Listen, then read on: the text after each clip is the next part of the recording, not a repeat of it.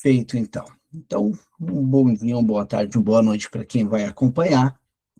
Vamos retomar a nossa leitura a partir deste trecho. Seguimos com a mesma premissa. Colegas que queiram comentar, fazer questionamentos, sintam-se à vontade a qualquer momento, abrindo câmera ou pedindo a palavra. Não em consonância total com essas revelações, havia o fato de o pai buscar, em outras conversas, empurrar a culpa principal pelo caráter intolerável da filha com a mãe, cujas excentricidades roubavam a todos o prazer do lar. Todavia, há muito tempo, eu havia me proposto a protelar meu julgamento sobre o verdadeiro estado de coisas, até que eu tivesse ouvido também a outra parte. No episódio vivido com o Sr. K, na proposta amorosa e na subsequente ofensa contra a honra, difamação, teríamos, portanto, para nossa paciente Dora, o trauma psíquico que Breuer e eu, àquela época, apresentamos como pré-condição indispensável para o surgimento de um estado histérico da doença. Contudo, esse novo caso também mostra todas as dificuldades que desde então me impeliram a ultrapassar essa teoria. Acrescidas de uma nova dificuldade de natureza especial, o trauma que conhecemos da história de vida é, como ocorre com tanta frequência nas histórias clínicas de histeria, efetivamente impróprio para explicar a singularidade dos sintomas. Para determiná-los, aprenderíamos tanto mais ou tanto menos do contexto se outros sintomas, que não tosse nervosa, afonia, alterações de humor e taedium vitae, houvessem sido o resultado do trauma.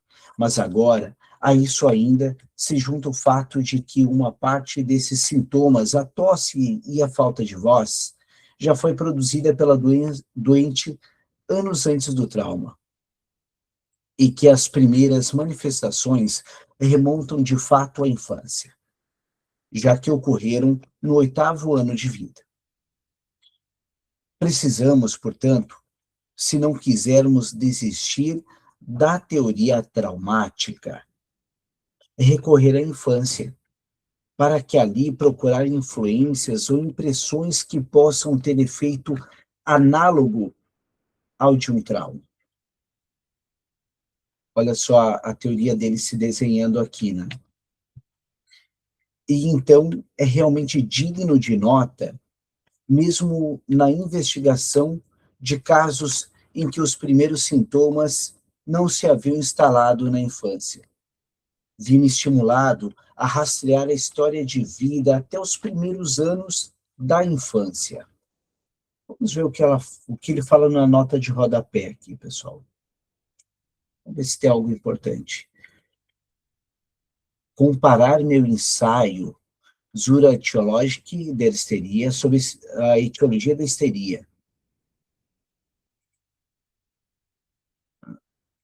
Depois de superadas as primeiras dificuldades da terapia, Dora comunicou-me uma experiência vivenciada com o Sr. K, que inclusive era mais apropriada para produzir o efeito de trauma sexual.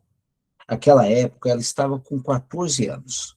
O Sr. K combinara com ela e sua própria esposa que à tarde as duas mulheres fossem até seu estabelecimento comercial, situado na Praça Matriz de B, para dali irem assistir a uma festividade religiosa.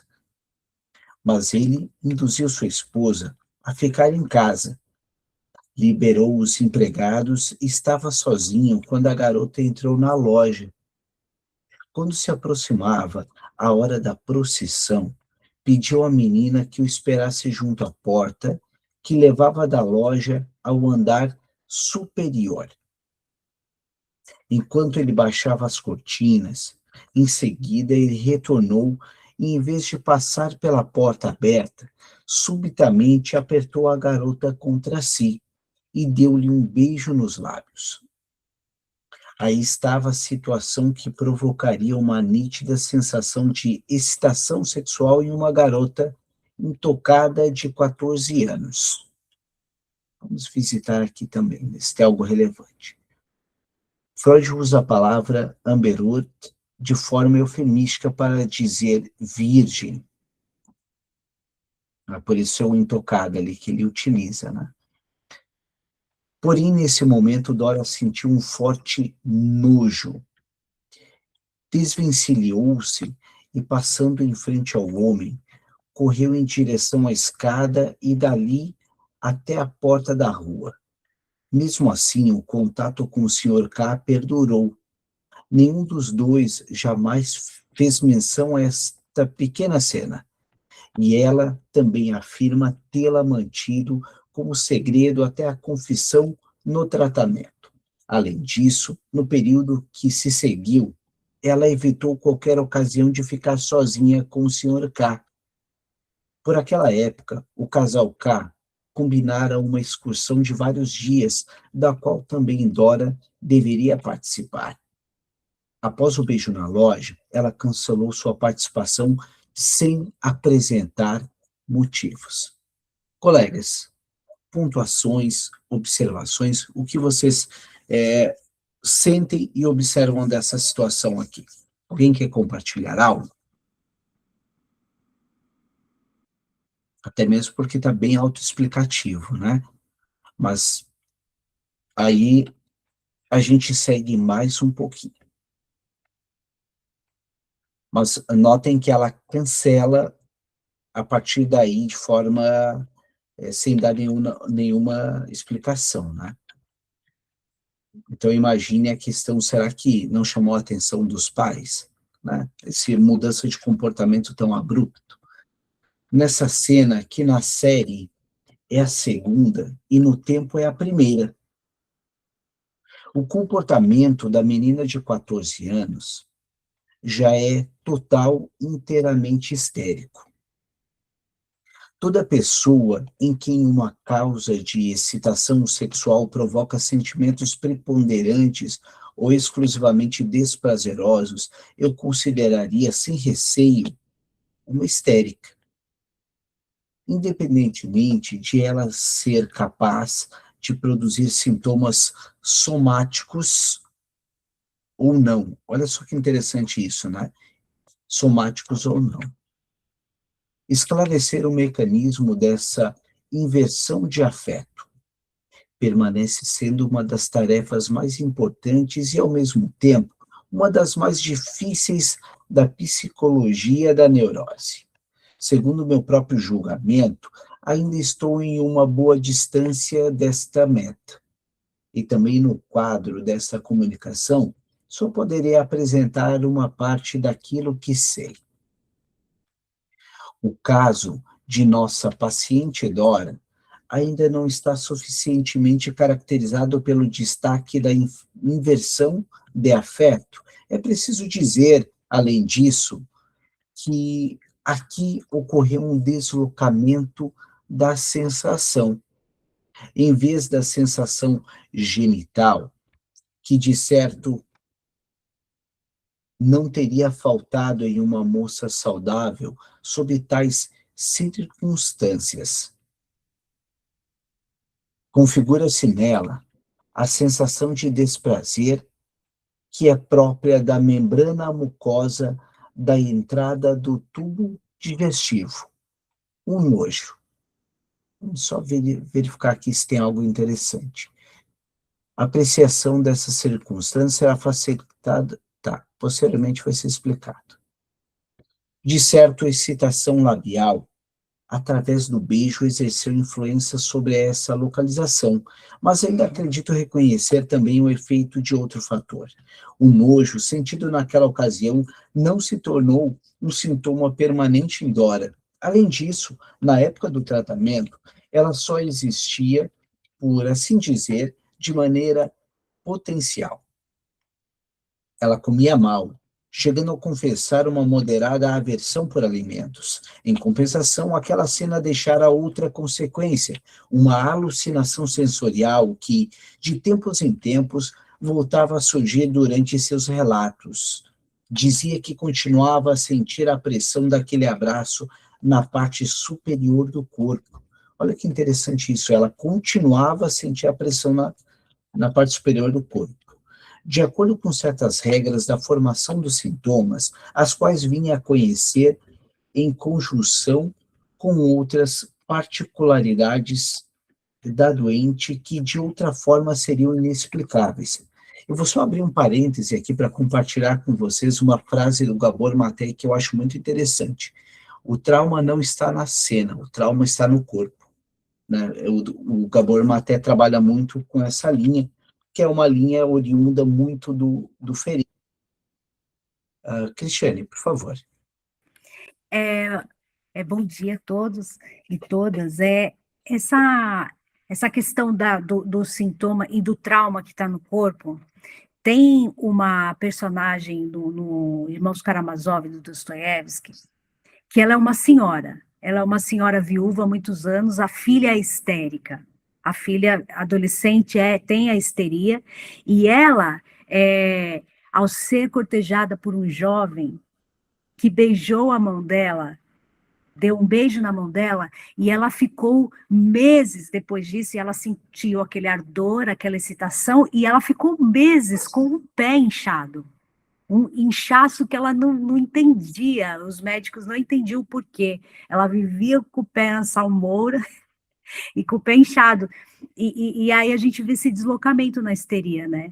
Ela sentia o aperto, a Dora sentia aquele aperto na parte de cima do corpo, no entanto, ela não comia, ela sentia a questão do beijo nela, ela não comia bem e tudo, e se deslocava, mesmo assim ela sentia a pressão no corpo, né? Esse deslocamento existe dentro da histeria mesmo? Não, o detalhe, vamos pensar da seguinte forma, vamos pensar como foi simbolizado em qual parte do corpo que foi a simbolização, né?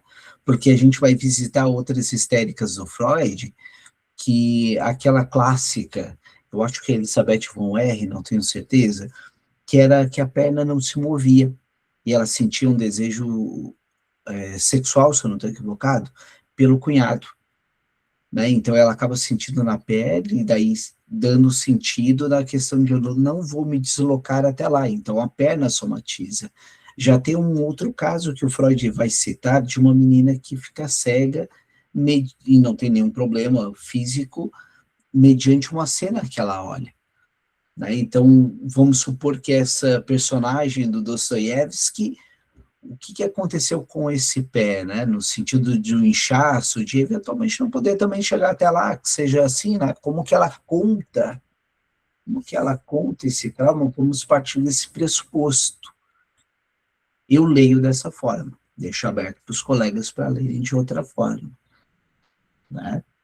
Mas é interessante tu trazer essa questão das histéricas e o Dostoiévski sendo um contemporâneo. Né? Então, acho que aí é um ponto que tu trouxe muito interessante, para a gente ver os correlatos de época. Né? Acho que é aí que entra.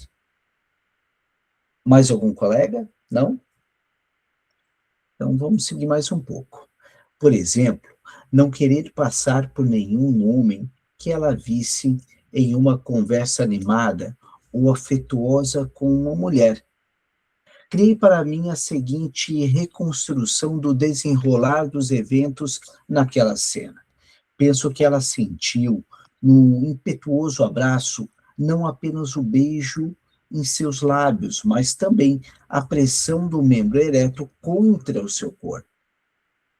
Chocante para ela, essa percepção foi eliminada da lembrança, recalcada e substituída pela inofensiva sensação de pressão no tórax, que recebe da fonte recalcada sua intensidade excessiva.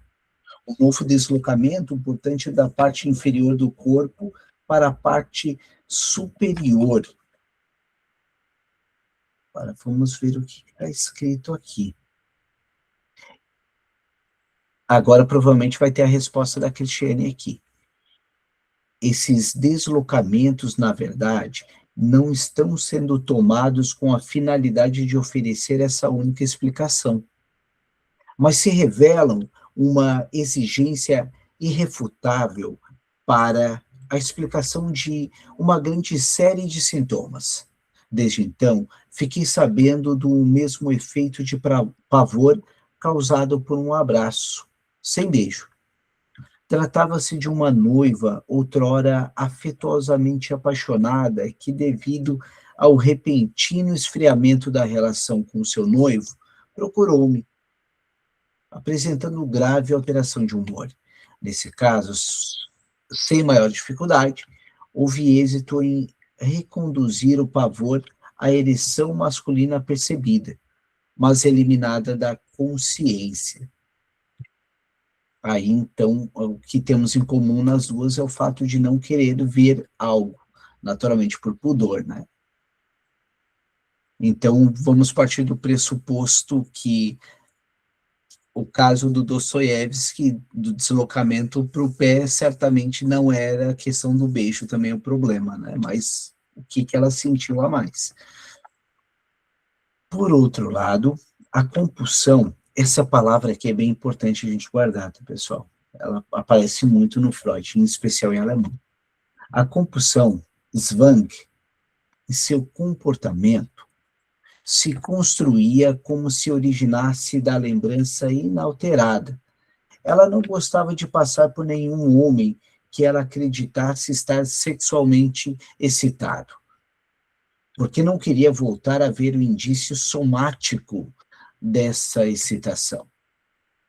É digno de nota, como aqui, 3 sintomas: o nojo, a sensação de pressão na parte superior do corpo e o temor de homens conversando animadamente, que provém de uma experiência vivida, e como só referindo um ou outro desses 3 indícios torna-se possível a compreensão do desenrolar da formação dos sintomas. O nojo corresponde ao sintoma do recalcamento da zona erógena dos lábios, mimada pela sucção infantil, como veremos. A pressão do membro ereto provavelmente provocou alteração análoga no órgão feminino correspondente, o clitóris, e a excitação dessa segunda zona erógena foi fixada pelo deslocamento sobre a sensação simultânea de pressão no tórax. O temor de homens em estado de possível excitação sexual obedece ao mecanismo de uma fobia, para se proteger contra uma reanimação da percepção recalcada. Para deixar clara a possibilidade dessa complementação, indaguei a paciente da maneira mais cuidadosa se seria de seu conhecimento algo sobre indícios corporais da excitação no corpo do homem. A resposta para o momento atual foi sim, mas para aquela época foi. Ela acreditava que não. Desde o início, usei com essa paciente o máximo de cuidado para não supri-la com nenhum novo conhecimento do âmbito da vida sexual, e não por razões de escrupulosidade, mas porque eu queria submeter minhas premissas a uma dura prova nesse caso. Portanto, eu só chamava uma coisa pelo nome se suas alusões extremamente claras fizessem a tradução na linguagem direta parecer uma ousadia muito insignificante. Além disso, sua resposta rápida e honesta costumava indicar que aquilo já lhe era conhecido, mas de onde ela o sabia era o enigma que não podia ser solucionado através de suas lembranças. A origem de todos esses conhecimentos ela havia esquecido. Comparar com o segundo sonho. Cristiane, por favor. Esse trecho aqui me lembrou de um caso, e aliás foi o primeiro caso que eu levei na supervisão, de uma analisanda, que ela falou que nunca havia visto um pênis. Ela nunca havia visto. Mas, no entanto, ela olhava para si e sentia falta desse pênis nela. E ela lembra de ter visto um homem na lembrança dela, não que ela tenha visto. Então, ela não sabe se é lembrança, se é real. E ela era assim, tinha traços de estar numa estrutura histérica também. Então, esse recalcamento que a pessoa tem, às vezes viu, ela sabe que existe, mas não lembra de ter visto. É muito característico do histerismo, não, Michel? Até mesmo porque o que pode acontecer? Aí é uma percepção minha, né? O que será a questão do trauma, até mesmo de um abuso, né? De um abuso, e daí a pessoa naturalmente recalca para tentar manter a sua estrutura egóica devidamente integrada, né? Eu queria convidar os colegas também para apresentar o seu ponto de vista, o que vocês veem. Eu compactuo com o que tu disseste, essa questão, até mesmo porque a histeria ela é muito sexualizada. Vamos pensar que na histeria, para não ter aquele mundo preto e branco, eu passo a tornar muito sexualizadas as coisas. Até mesmo na forma de portar, com frases inconscientemente ditas com certo duplo sentido, né? O Glenn Gabbard, ele faz uma diferenciação entre histeria e a questão histriônica. Ele faz uma diferenciação. O Gabbard, ele diz que a histeria ela é erotizada. Portanto, a histriônica já é mais gritante, até mesmo vulgar, né? Ele faz uma pequena distinção, né? Então, me parece, quando a gente fala aqui da Dora, fala, Cristiane, por favor. Essa histeria, essa diferenciação da histeria que você trouxe agora, seria aquela histérica que evita falar de sensações ou de lembranças, ao passo que a outra eu não histriônica, histerônica, é aquela que fala de maneira explícita, que fala... Essa aqui, ó, eu vou botar no chat aqui, tá? Histriônica, essa aqui, ó. Histriônica. Histriônica. Né, que daí sim, essa pessoa que grita mais. Isso é uma nomenclatura do Glenn Gabbard, e que eu particularmente aderi porque acho que faz sentido, né? Mas o Freud trata ali e nos traz a questão das histéricas. E sim, a histeria tem essa questão muito sexualizada. Colegas, alguém quer pontuar algo mais, mediante suas leituras prévias, percepções clínicas? Alguém gostaria de compartilhar aqui conosco?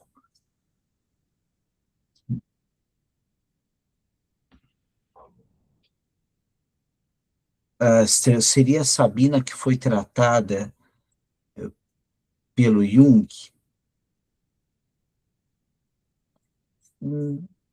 Olha, talvez faça sentido o que tu estás dizendo, né? Mas eu não lembro muito do caso da Sabina Spielheim, né?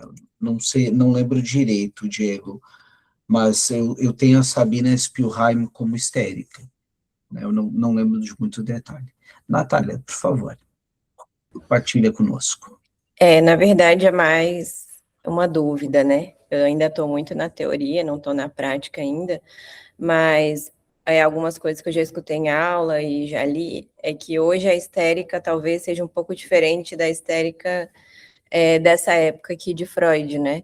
Então, principalmente a questão dos sintomas corporais, né?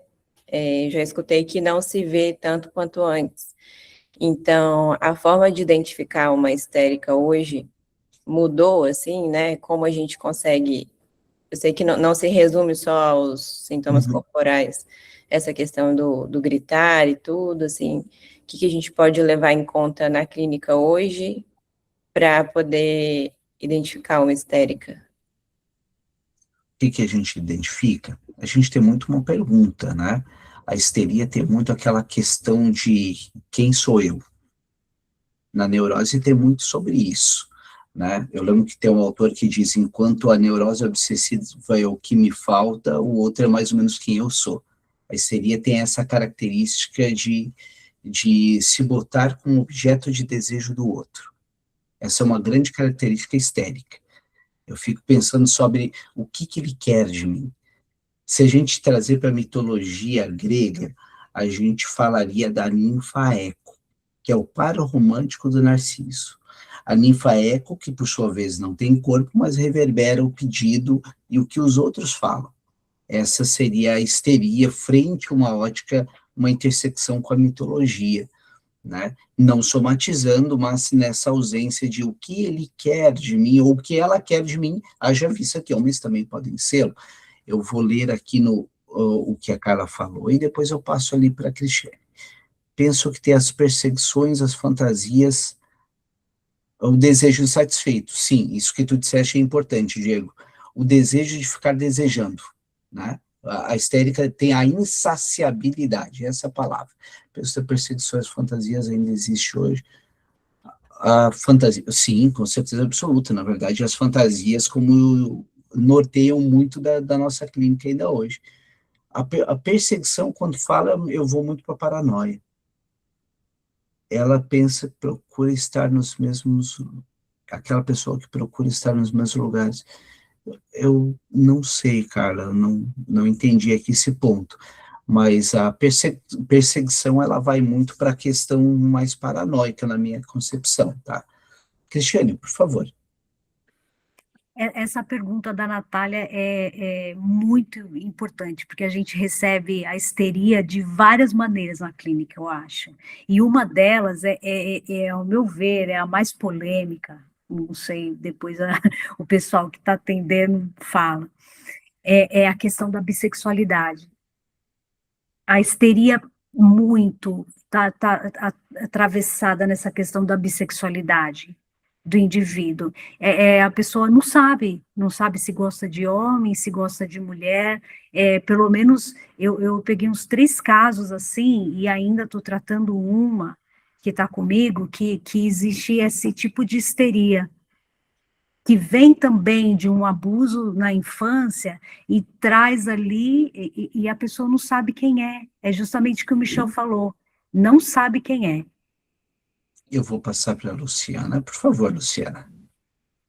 Eu acho que é bacana a gente pensar na questão, a gente fica muito preso assim, na questão da histeria. O que eu percebo muito é que é muito difícil hoje você colocar alguém no quadradinho que é histérico, entende? Então, assim, você vê muitas pessoas na clínica que têm traços de histeria, mas que são neuróticos, né? Então, assim, e o fato da época de Freud, a gente ter a questão corporal, né, o psicossoma muito forte no histérico, hoje em dia na clínica, você percebe que o somático, né, o corporal, ele conversa com qualquer estrutura, né? Ou através de um acting out, ou mesmo uma forma do corpo falar aquilo que ele está sentindo, né? Muitas pessoas chegam na clínica totalmente quebradas, elas mesmas usam esse termo, né? Estou quebrada, não consigo estar mais funcional, né? Semana passada eu peguei uma paciente nova que ela chegou desse jeito, disse, olha, não consigo mais ser funcional. Eu amei essa palavra, porque você quer dizer, enquanto eu sou funcional, está tudo bem, né? Sociedade do utilitarismo. Exato, e do cansaço também, né? Eu preciso produzir. Quando eu não produzo mais, quando isso interfere, aí eu vou procurar ajuda. Enquanto eu consigo produzir de alguma forma, eu não me preocupo comigo. E o corpo, sabiamente, acaba parando, né, para que você consiga tratar o psiquismo, né? Então, é pensar que a questão do corpo hoje, principalmente no contemporâneo, é algo muito presente, né? E isso não quer dizer que todo mundo vai se enquadrar na histeria, né? E a histeria, muitas vezes, ela está ali enroscada, né, com outras estruturas também. Esse ponto que a Luciana trouxe é fundamental que tu trouxeste. A gente raramente tem hoje estruturas puras ou limpas. Essa é a expressão que normalmente usa tecnicamente. Tá? A gente tem muitas neuroses que seriam neuroses mistas. É assim que se trata. Tanto que, notem como era datado, e aqui é uma leitura minha. No primeiro momento, Freud falava que no primeiro momento a neurose da criança é a fobia. Depois temos a neurose, na época era assim, a fobia da criança, a histeria da mulher e depois a obsessiva do homem. E alguns autores, eu vi a Renata Wittmann falando que o Freud dizia, no momento da teoria dele, que tu tem a neurose fóbica, tu passa pela histérica e tu chega na obsessiva. Então tu nota, olha só um pensamento tanto quanto sexista, né, que havia, né? Tu começa criança, tu vai para uma questão meio feminina e tu chega na parte masculina. Claro que tem a questão da sua época, não vamos julgá-la de forma anacrônica, isso seria extremamente ridículo da nossa parte. Mas vai por esse lado e eu compactuo com o que a Luciana nos trouxe ali, e realmente é assim. Mas alguns autores eu já vi dizendo sobre o que é a fibromialgia, se não uma releitura contemporânea da histeria. Eu já vi alguns autores mencionando sobre isso. Alguém quer pontuar algo mais? Senão eu já leio mais um parágrafo aqui para nós. Então eu leio mais um parágrafo. Se me for permitido imaginar, eu já li isso? Não li, né? Se me for permitido imaginar, assim a cena do beijo na loja, então chego à seguinte proveniência para o nojo. A sensação de nojo parece ser originalmente a reação ao cheiro. Mais tarde, também a visão dos excrementos. Mas os órgãos genitais, em especial o membro masculino, realmente podem lembrar as funções excretoras, porque nesse caso, o órgão, além da função sexual, também serve à micção. Esse funcionamento é o mais antigo conhecido e o único conhecido no período pré-sexual. É assim que o nojo passa a fazer parte da manifestação do afeto da vida sexual. É o interurinas et faeces nascimur, do padre da igreja. Vamos ver que expressão é essa que ele está usando aqui. Nascemos entre fezes e urinas. Freud faz referência às palavras proferidas por Santo Agostinho. E é interessante porque a gente tem ali na leitura freudiana muito do Platão, e que, consequentemente, muito do Santo Agostinho, né? Então, uma escola bem mundo das ideias. Cristiane, por favor. Trazendo essa questão do nojo, né? Como é importante a arte nisso. Teve um artista, eu não vou lembrar o nome, mas a obra de arte dele ficou muito, muito famosa, porque ele colocou um prato e uma colher e cobriu ela toda de pelo. E aí simboliza o nojo, porque se você for comer alguma coisa e traz para a boca aquilo que é cheio de pelo, coberta de, parece um animal, assim, a obra de arte, mas e aí traz essa questão do nojo. Ele trouxe a reflexão a questão do nojo. É bem isso mesmo que Freud fala, da questão oral, da questão que está tudo ligado ali, fezes, urina E vale frisar, o nojo corresponde com algo que está fora do seu lugar. Esse é o contexto. Eu não lembro do autor, também me deu branco, mas tem um autor que estuda historicamente o nojo. O nojo significa algo que está fora do seu devido lugar. Então, pensa da seguinte forma: o cabelo na cabeça não é nojento, mas o cabelo na comida é nojento. Então, o que isso está dizendo? Algo está fora do lugar. Estando fora do lugar, também os riscos que eu tenho de contaminação, e aí estamos falando questão de me manter saudável biologicamente, né? O ego, sobretudo, é corporal, e o meu instinto de me manter vivo e não ser infectado por alguma coisa que está errada aqui. Que está aderido à vida sexual. E apesar de todo o empenho idealizador, dela não consegue se separar. Mas eu quero destacar expressamente como o meu ponto de vista é que não considero o problema resolvido com a prova dessa via associativa. Se essa associação pode ser evocada, Com isso, ainda não fica esclarecido que ela de fato será evocada. Ela não será sob circunstâncias normais. O conhecimento das vias não torna indispensável o conhecimento das forças que por elas transitam. Vamos visitar aqui para ver o que fala. Em todas as discussões, há muito de típico e de válido para a histeria de modo geral. O tema da ereção soluciona alguns dos mais interessantes sintomas histéricos. Após ser recalcada, a atenção feminina aos contornos dos genitais masculinos perceptíveis através da roupa torna-se motivo de muitos casos de temor e angústia no trato social. A ampla ligação entre o sexual e o excrementício, cuja importância patogênica certamente não pode ser suficientemente avaliada, serve de base ao número sobremaneira abundante de fobias histéricas. Ok. Seguimos mais um pouco. Opa, deixa eu voltar para cá. 21.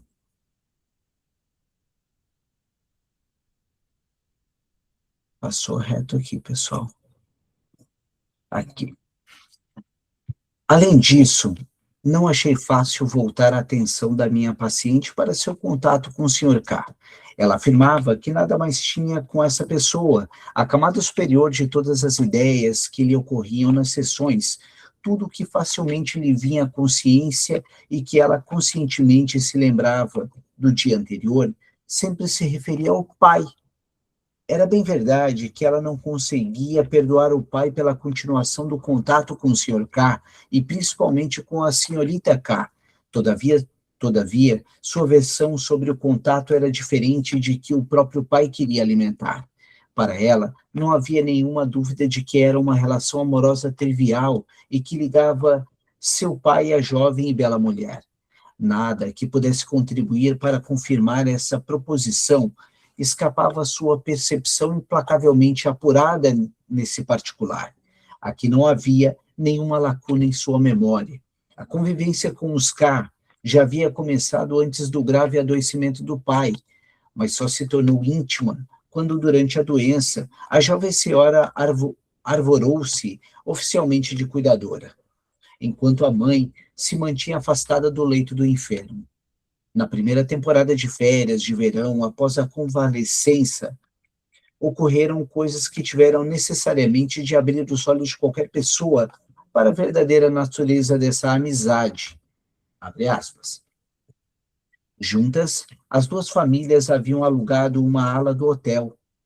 E aconteceu de um dia a senhora K declarar não poder manter o dormitório que até então dividira com um de seus filhos.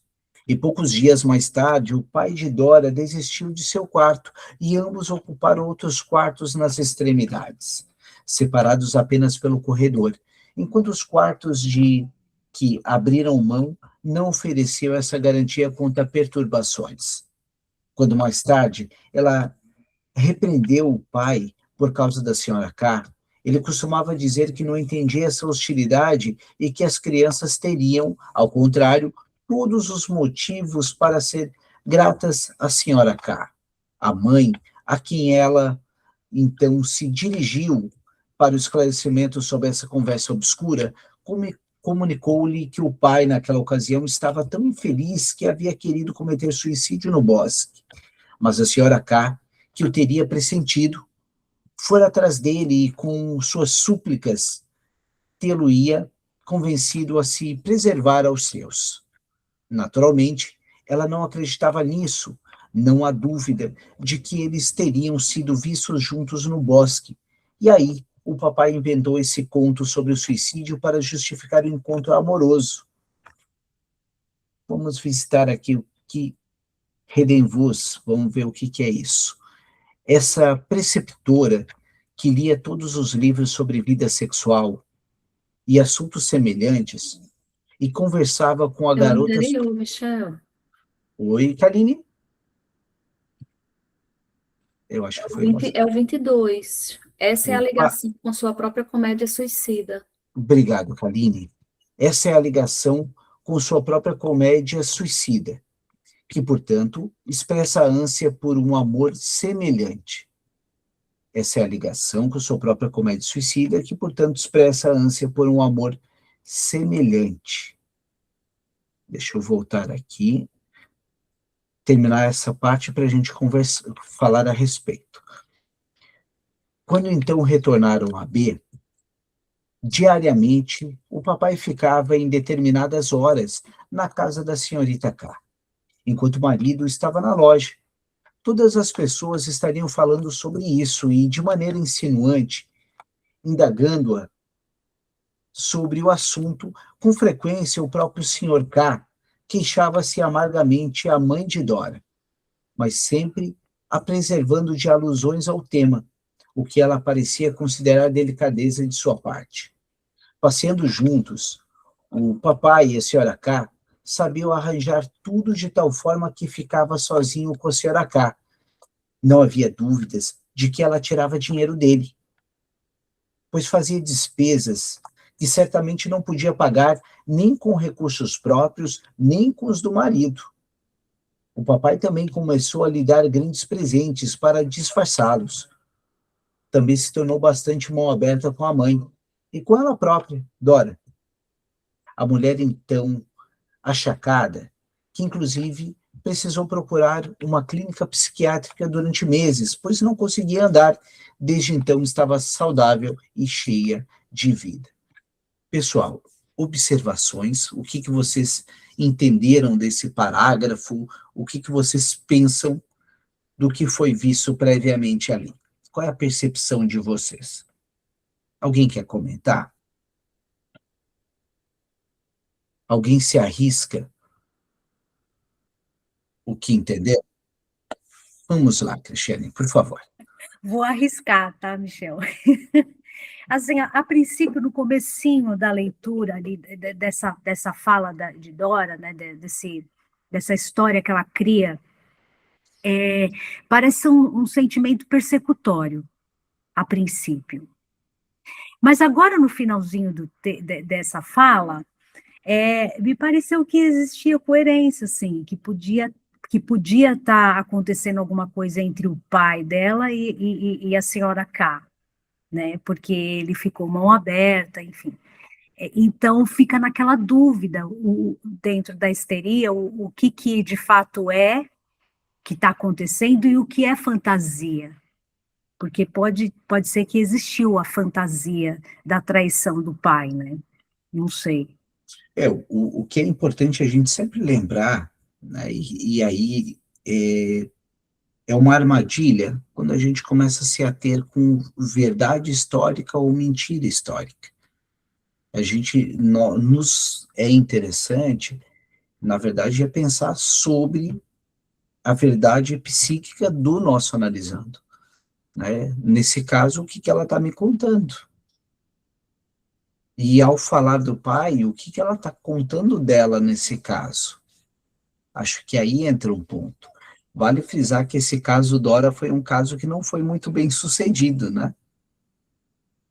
Pode ser uma memória encobridora, né, Diego? Isso é um ponto que a gente não pode nunca ignorar. Pessoal, alguém quer pontuar mais alguma coisa? Acho que o que a Cristiane trouxe ali é bem relevante para nós pensarmos. E lembra que no início do texto, o que ele falava? O Freud falava que ele sabia muito pelo pai, né? E daí o quanto ele acaba sendo atravessado quando a gente escuta uma outra pessoa e não escuta o que ela diz. E quem é o analisando dele no caso, é a Dora. Então é aí que é importante a gente sempre pensar na clínica, quem a gente está escutando. A gente teve um caso na supervisão que até trabalhamos muito sobre isso.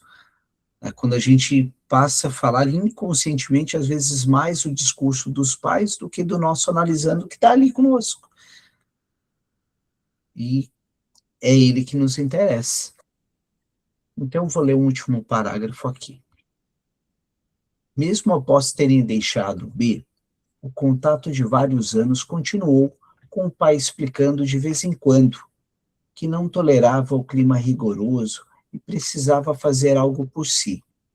Então começava a tossir e a se queixar até partir subitamente para B, de onde escrevia as cartas mais animadas. Todas essas doenças apenas eram pretextos para rever sua amiga. O que será que diz aqui no 9? A palavra é ambígua e significa amiga quanto namorada.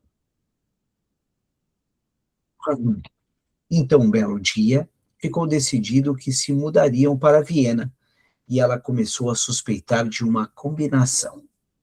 Realmente, nem sequer fazia 3 semanas que haviam chegado a Viena. Ela veio a saber que os K também tinham se mudado para Viena, e que no momento também estavam aqui, e que com frequência ela encontrava na rua o papai com a senhora K, que a miúde também encontrava o senhor K, que ele ficava a segui-la com os olhos. Aí a gente entra naquela questão da clínica, né, de acordo com a estrutura. A estrutura histérica, o olhar dela é esse, de que me olham por eu ser atraente. Essa é a estrutura histérica em questão. E que quando certa vez a encontrou andando sozinha, seguiu-a durante um longo trecho para se convencer do lugar onde ela ia, se ela por acaso não teria um encontro amoroso. Notem, se fosse uma estrutura paranoica, essa perseguição seria para matar ela, talvez. Né? Ou talvez está me perseguindo porque o que será que eu fiz de errado? Mas não, ele segue por ter uma questão de atração ali, uma questão mais sexual. Pessoal, comentários, pontuações para a gente ir finalizando por hoje? Cristiane, por favor. Só, na verdade, acrescentando aqui, para terminar, será que também não existiu um desejo de Dora que o seu pai tivesse, sim, que era um desejo dela que ele tivesse esse caso com a senhora K? Pode ser. Porque, ao que parece, ela quer encontrar ali motivos, né? Eu estou olhando o olhar dele e observando isso, desejando que o pai tivesse um caso amoroso, não sei. Por que não? Luciana, por favor. Chama muita atenção é como ela se refere ao pai, Uhum. papai, né? E em toda a análise dela, ela fala muito pouco sobre ela, né? Ela fala mais sobre algo que ela narra, né? E que não é tanto sobre ela, né? Alguns momentos vêm, quando vem essa questão que a Carla fala, né? Mais parecida com uma perseguição, né? No sentido de narrar algo que se vê, né? E quando ela fala do pai, independente da situação, ela fala papai, né? Trazendo aqui uma docilidade, né? Um carinho, né? Que ela não expressa por ninguém, nenhum dos outros personagens, né? Na narrativa aqui, né? Então é o que me chamou bastante atenção, o quanto ela vive para narrar algo do outro, né? E muito pouco de si mesmo, né? É o que você estava falando, talvez, Cris, da questão de identidade, né? Sim. Daí a Carla botou, seria a expressão, mas realmente a palavra remete mais à paranoia. A perseguição, né, cara? Agora eu entendo o que tu quis dizer. Perseguição no sentido de o olhar de ser atraente, né? Deixa eu só ver o que a Vanessa colocou aqui. Pela lógica da estrutura histérica, talvez possamos refletir sobre algo que aparece hoje em muitos casos de violência contra a mulher. Alguns homens, atravessados por questões narcísicas, dificuldade de lidar com a frustração e necessidade constante de confirmação do desejo do outro, interpretam o sinal de forma distorcida, como se o desejo estivesse garantido ou lhes fosse devido. Quando encontram o limite, a recusa ou impossibilidade de sustentar esse lugar imaginário, podem reagir com agressividade, tentativa de domínio ou violência, não como consequência direta da histeria em si, mas de uma organização psíquica pela incapacidade de suportar a falta, a castração e não correspondência ao desejo. Vamos ser bem psicanalistas aqui. Pode ser que sim, pode ser que não, né? Aí cada cabeça é uma sentença. Aline, por favor. Bom dia. Bom dia. Eu vou trazer mais uma percepção e não realmente da psicanálise que eu estou iniciando agora. Mas algumas coisas que eu vejo é a maturidade dela, apesar de 14 anos, ela enxerga essa traição do pai. A filha, né, tem como pai o grande herói e já tem que dividir o pai com a mãe. E agora ela está tendo que dividir o pai com a mãe e com a senhora K. E aí eu fiquei me perguntando, será que essa situação foi real, vivida com o senhor K? Será que não foi uma situação idealizada por ela para poder afastar as famílias? Porque o texto se aprofunda muito no relacionamento do senhor K com do pai dela com a senhora K. Uhum. Se aprofunda tanto com relação a ela, né, e o senhor K. Eu fiquei nessa dúvida, né? E a gente costuma criar ações para poder fugir de outras. Foi só Sim. Não, mas é interessante a tua percepção e a tua contribuição, né? Inclusive, a gente vai ver cenas dos próximos capítulos em breve, para entender essa novela para onde que está indo. Diego, por favor. Aproveitando o gancho da Kaline, né, ela ter falado isso, eu estava pensando justamente nisso, né? Ela fica indignada até, né? O pai não querer se afastar dessa família, né? Então, pode ser que seja uma fantasia dela, não sei, né? Algo assim. Sim, não pode se estar, principalmente na lógica freudiana, a fantasia ela é muito relevante, ela é muito importante isso. As memórias encobridoras que tu bem também apresentou ali para nós, podem estar presentes, né? Mas daí, antes de qualquer coisa, claro que a gente traz hipóteses aqui, mas e a gente leva para a nossa análise com os nossos analisandos.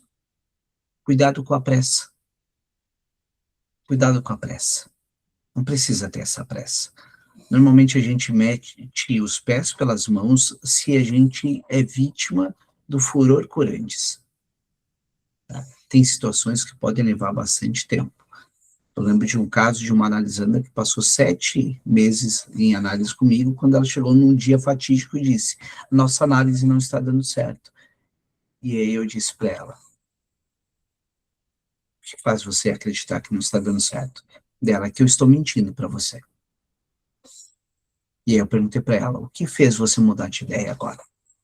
Dela, é que agora eu começo a confiar em você. Então nota que foram 7 meses que para mim aquilo não era mentira. Era ela falando, era uma verdade que ela não conseguia falar, então ela criava aquela realidade. Enquanto ela criava o momento oportuno para ela poder se manifestar. Por isso que, sem pressa, normalmente a gente obtém mais êxito.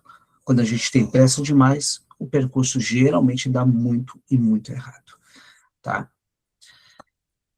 Rita, por obséquio. Eu estou aqui pensando que não pode subestimar a história que ela apresenta, porque a criança, ela faz leitura corporal, ela pode muitas vezes não entender muito, mas ela consegue ver o que está acontecendo. Então, a história dela tem que ser valorada, né, na visão dela mesmo, né?